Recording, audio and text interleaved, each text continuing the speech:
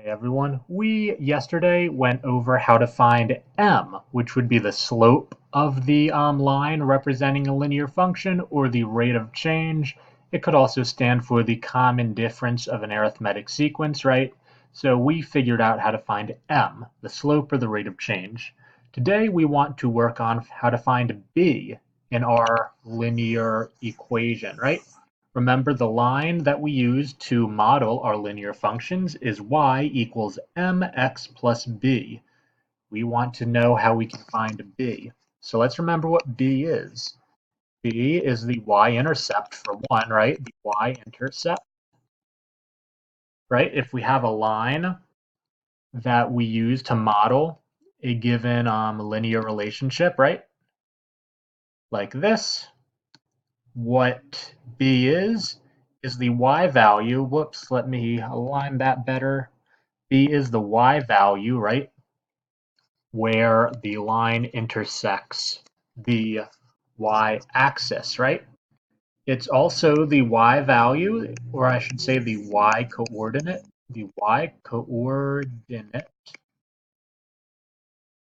when x equals 0, right? Doesn't that make sense? Because if we have y equals mx plus b, what if we plug in x equals 0, right? We'll get y equals m times 0 plus b, right? M times 0 is 0, so we just get y equals b, right? So b, the y-intercept, is the y-coordinate when x equals 0. That means we always have a coordinate for any line or any linear function of 0, comma, b, right?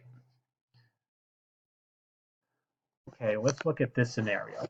Alex has had the same number of books on his bookshelf for a long time. One day, he decides that he is going to buy 2 extra books per week. On the second week, he has 39 books. On the fourth week, he has 41 books. My bad, let me correct that. I want that to be the third week. Darn it. I want that to be the third week, okay? Sorry about that. On the third week, he had 41 books. How many books did he start with? All right, let's look at the 2 data points we have, right? We know on the second week, he had 39 books, right? So we're dealing with 2 variables here, right? We're dealing with which week it is and how many books he has, right? Clearly, the independent variable or the input is which week it is, right? So the x-coordinate here is 2. And what's the output or the dependent variable? That's how many books he has, right? So here the y value is 39. So we know one data point in this linear function is 2 comma 39, right? All right, and what other data point do we have? We know that on the third week he had 41 books, right? So we know that on the third week, right, he had 41 books. So we know that at one data point, x equals 3 for 3 weeks, and y equals 41 for 41 books, right? So we have another ordered pair, 3 comma 41, right? And since this is a linear relationship, we know it's linear because we're told that he's buying 2 books a week, right? That means this relationship is changing at a constant rate. So it's linear and it can be represented with a linear function. So let's take our linear function and let's write it as y. Let's write it as y equals mx plus b, right? We also could have written this as f of x equals mx plus b, right? Same thing. Okay, let's look at y equals mx plus b. We're lucky this time because we're actually told what m is, right? We know that m is the rate of change or the slope of the line that we would use to model this function. And we know that the rate of change is 2 books per week. So we know that m is equal to positive 2. So let's fill in our equation here. Y equals 2x plus b. Okay, so here's where the calculation comes in. So if you are at this point and you want to find what b equals, here's what you have to do. You have to take one data point. You only need one.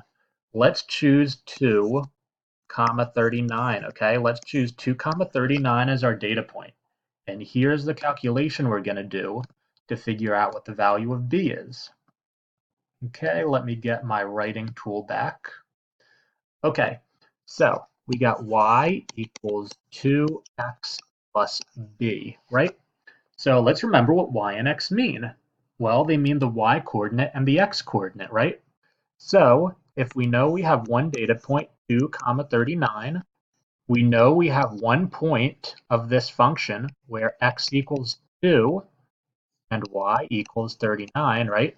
So we can plug those values into the function. We can plug in 39 equals 2 times 2 plus b, right? And we can simplify that to 39 equals 4 plus b, right?